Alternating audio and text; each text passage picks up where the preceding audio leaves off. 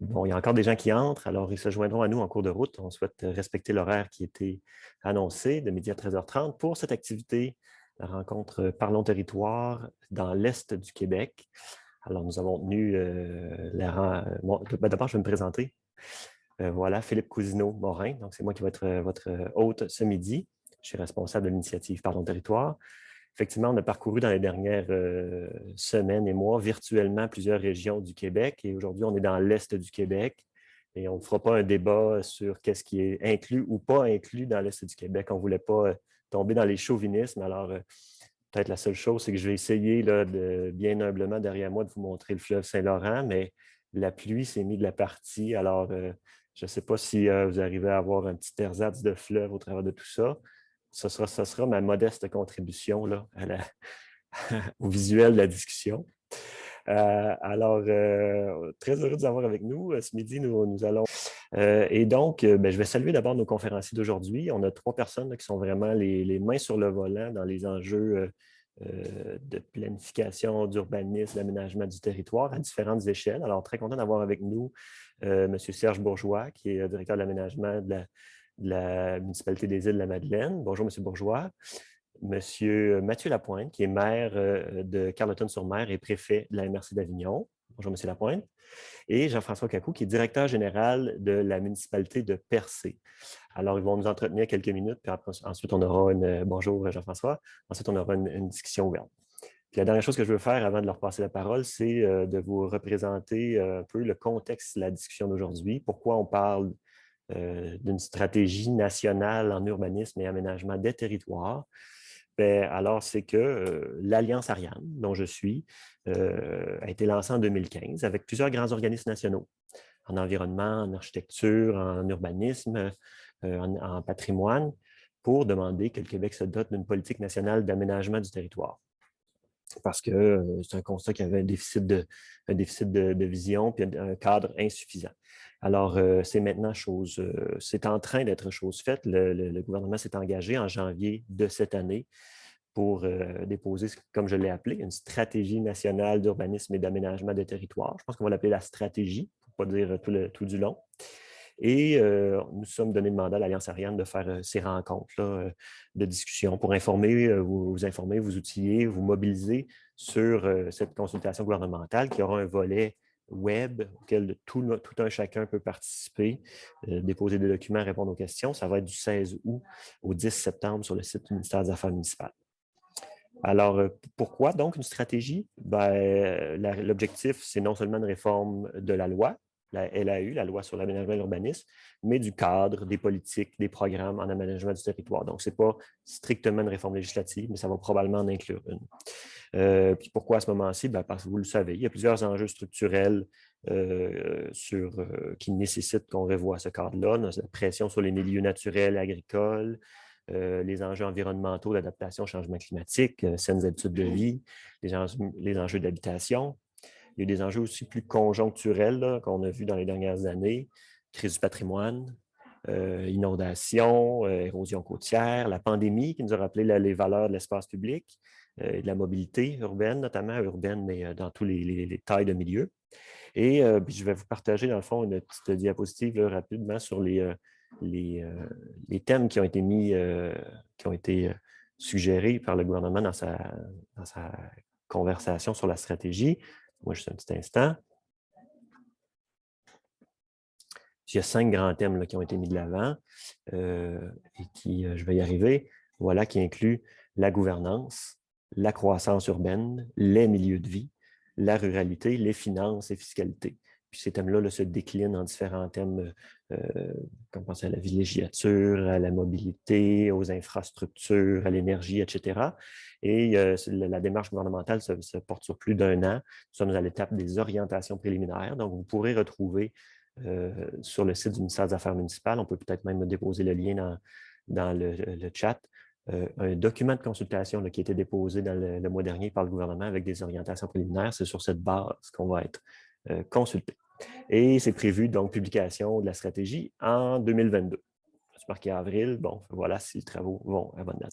Et différents mécanismes de consultation, c'est mon dernier point, pour vous parler qu'il y a eu bien sûr un comité consultatif, des rédactions de la part d'experts et d'universitaires pour différents thèmes sur l'urbanisme et l'aménagement des territoires, des consultations autochtones, et cet été, consultations dans les régions de la ministre des Affaires municipales. Et comme je l'ai dit, dès le 16 août, consultation web, auxquelles vous êtes tous et toutes invités à participer. Alors voilà, c'est le pourquoi de notre rencontre d'aujourd'hui et des idées que vous viendrez chercher, vous viendrez pêcher aujourd'hui pour, si vous voulez, vous prononcer sur cette stratégie. On va vous y inviter très fortement. Alors, c'était pour le mot d'introduction. Alors, je vais dès maintenant présenter M. Bourgeois, puis ensuite, je lui cède la parole. Alors, Serge Bourgeois, donc directeur d'aménagement du territoire et urbanisme de la municipalité des Îles-de-la-Madeleine. Donc, après des études en aménagement du territoire et urbanisme, Serge Bourgeois revient dans sa région pour y pratiquer sa profession. Il a collaboré à la mise en place des premiers plans et règlements d'urbanisme de l'archipel vers 1995, ainsi qu'à la révision du schéma d'aménagement et de développement en 2010, document dont il vient d'amorcer le processus visant à doter la communauté maritime d'un schéma donc de 3e génération, pour les gens qui sont familiers avec cet outil-là. Après 31 ans au sein d'une organisation municipale, M. Bourgeois porte un bagage considérable d'expérience qu'il est prêt à partager avec tous ceux qui s'intéressent à l'aménagement du territoire. Alors voilà, la parole est à vous. Merci beaucoup. Merci. Est-ce que vous m'entendez bien, premièrement? On vous entend très bien. D'accord. Merci beaucoup et merci de l'invitation. Aujourd'hui, j'avais convenu de vous entretenir sur un sujet qui, aux îles de la Madeleine, nous préoccupe grandement et, et devrait préoccuper aussi l'ensemble des organisations municipales dans les prochaines années. Puis, je parle des conséquences là, qui découlent des changements climatiques. Vous le savez peut-être, vous le savez sûrement, les îles de la Madeleine sont situées en plein centre du golfe du Saint-Laurent. Un territoire extrêmement fragile de 202 km², dont 30 de ce territoire-là est constitué de milieux dunaires qui relient les différentes îles. Les noyaux rocheux sont constitués de grès rouge, donc un matériau extrêmement friable, ce qui fait en sorte qu'au niveau des conséquences des changements climatiques, nous sommes en première ligne, nous sommes dans la rangée d'en avant. Et ce dossier-là, dans les 10 dernières années, a pris beaucoup d'ampleur et va certainement en prendre davantage dans les années à venir avec les prévisions de nos scientifiques et nos experts. Prévisions qui, d'ailleurs, depuis que je m'intéresse au sujet, prévisions qui sont toujours, semblerait que ces prévisions-là sont toujours devancées ou encore pire que ce qu'on nous annonce. Fait que c'est pas un sujet très gai sur lequel je vais vous en tenir aujourd'hui. C'est un sujet drôlement important qui devrait être pris en considération là, largement là, dans le cadre de la stratégie. J'ai un mot-clé à vous parler du changement climatique. Nous, ici, évidemment, ce qui nous préoccupe, ce qui est directement en lien avec les changements climatiques, on parle de l'érosion des berges, submersion côtière, érosion des berges. Mais il y a d'autres éléments aussi. Pour avoir participé à des rencontres sur le sujet avec les provinces atlantiques, là, on m'a invité à quelques reprises là, parce qu'il y a des problématiques évidemment qui ressemblent au nôtre. Les grandes villes aussi, des provinces maritimes, s'attaquent à des sujets en lien avec les changements climatiques qui n'ont rien à voir avec l'érosion des berges, toute la canalisation des eaux de surface, dimension des ponceaux et des fossés. Vous voyez, ça dépasse largement la question de l'érosion et de la submersion côtière et des tempêtes. Bon, pourquoi les îles de la Madeleine sont en première loge? Bon, je vous l'ai dit, on est situé en plein milieu, en plein centre du golfe du Saint-Laurent.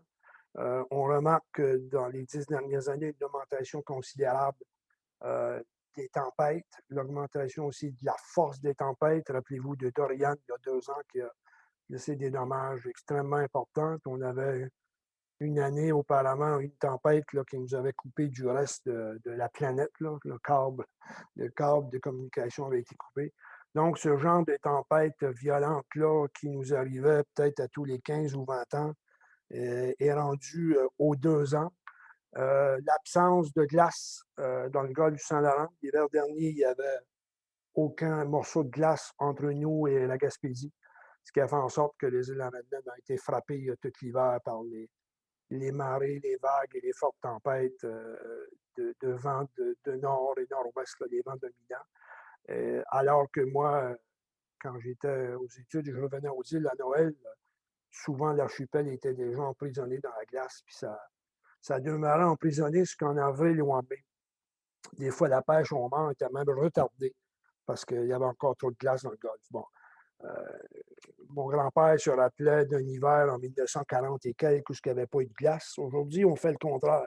C'est-à-dire qu'on se rappelle les hivers où il y a eu de la glace.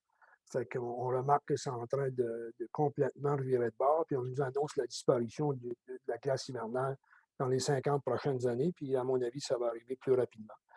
Affecté aussi par les périodes, les changements brusques de température. Vous savez, en plein hiver, on peut avoir des rues d'eau avec 5 degrés, 20 millimètres de pluie. Puis le lendemain, on se retrouve à moins 15, avec l'eau s'infiltre en surface, ça fait des crevasses sous les falaises. Évidemment, la glace, l'eau prend d'expansion, puis ça amène des effondrements d'en haut et non pas nécessairement d'en bas. Fait qu'on est attaqué là, de toutes parts là, par nos falaises. Et nous, ça nous a amené ici comme municipalité, bien évidemment, à retrousser nos manches, puis tenter de se développer un scénario d'adaptation.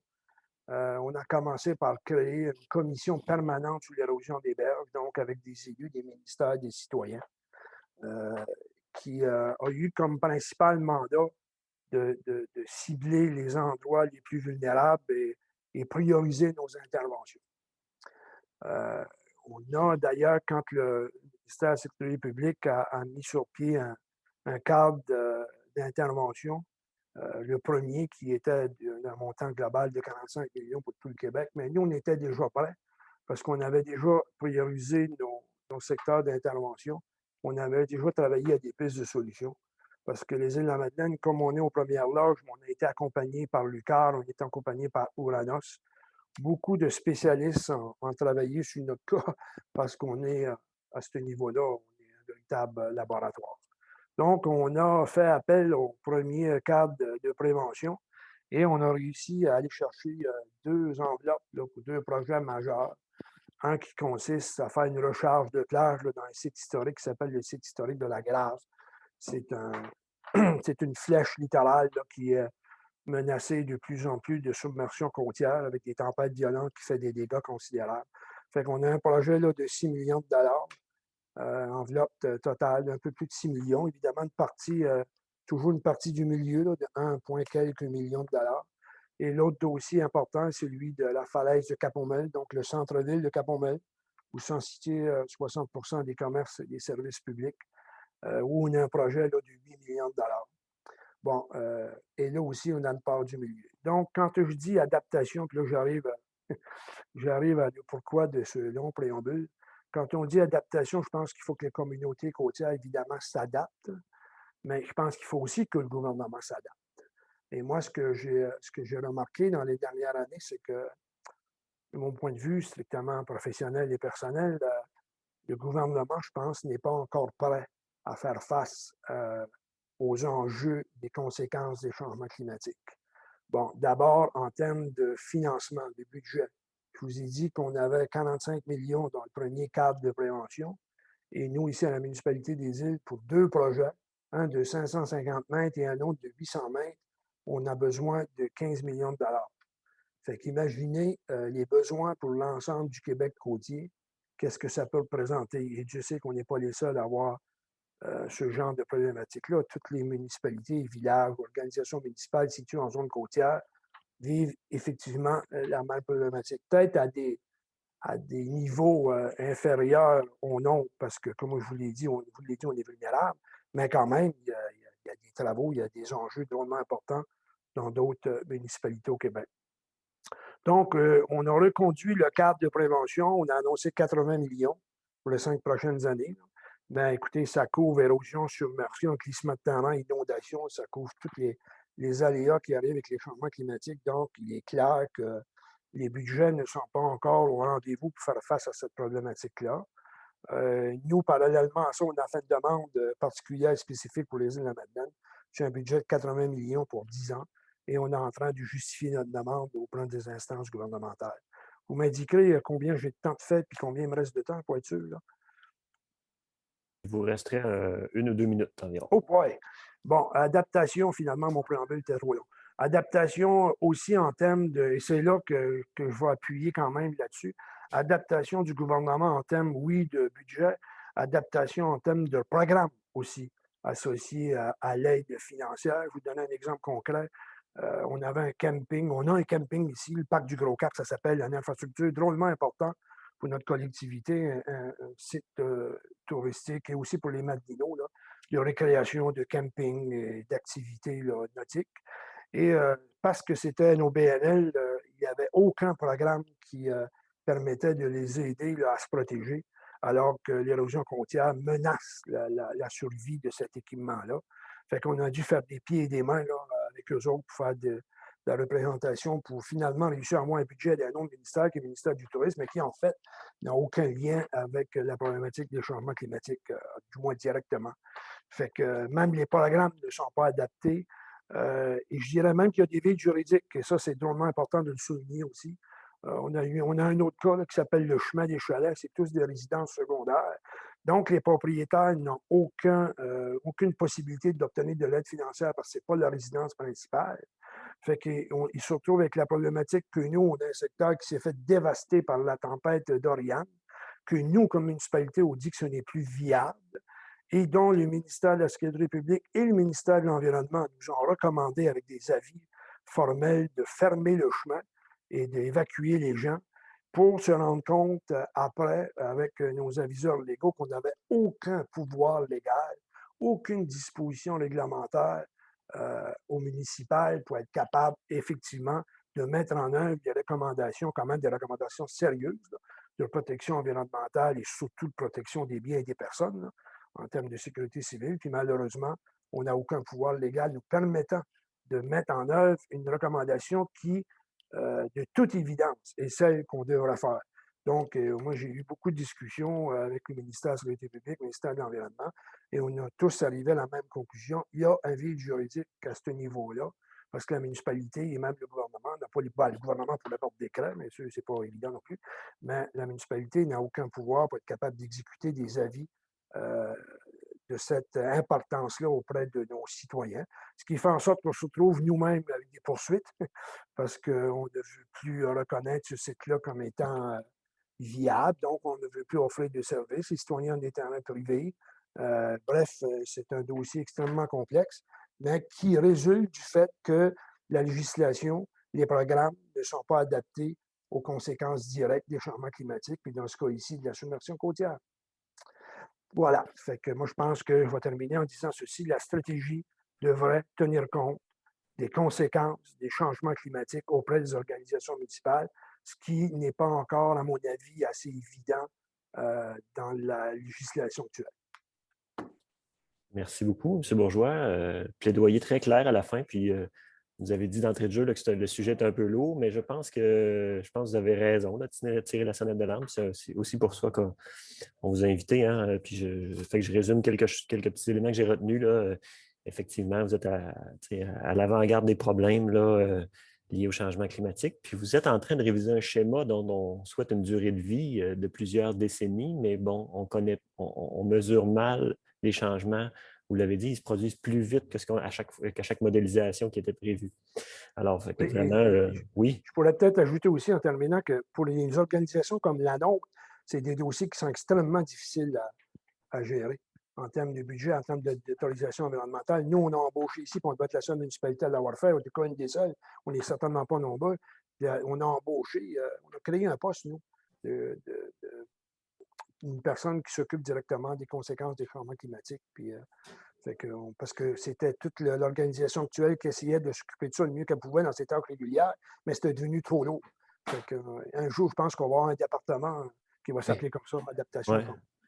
Mais c'est un peu, en fait, non, mais tout à fait, c'est un peu mon deuxième point de dire que, effectivement, je ne pense pas qu'il y a beaucoup d'autres municipalités qui aient des personnes spécialistes. Il y a peut-être Sainte-Flavie, là, dans le Bas-Saint-Laurent aussi, là, qui a travaillé sur le sujet, mais c'est-à-dire que les conséquences, mais si le gouvernement a peut-être le seul qui a les poches assez profondes pour pouvoir intervenir, même s'il ne fait pas un montant financier suffisant, mais ça retombe beaucoup, effectivement, sur des municipalités qui ont un pouvoir de fiscalité limité, sur des résidents privés, vous l'avez dit, là, qui sont parfois dans un vide juridique, puis même également, comme nous le fait souligner dans la conversation Noémie, également sur des petits organismes comme celui qui peut gérer le camping du Gros Cap, là, qui peut être un organisme d'économie sociale, donc qui n'est pas constitué pour faire face à de si grands enjeux.